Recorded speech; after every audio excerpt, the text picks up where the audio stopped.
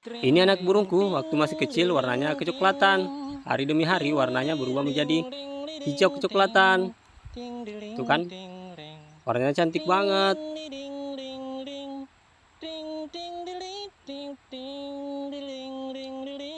Anak burungku mulai jinak. Aku mencoba menangkapnya.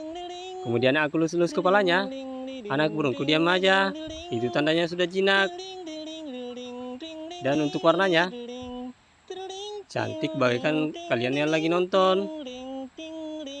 Betul kan? Hehehe.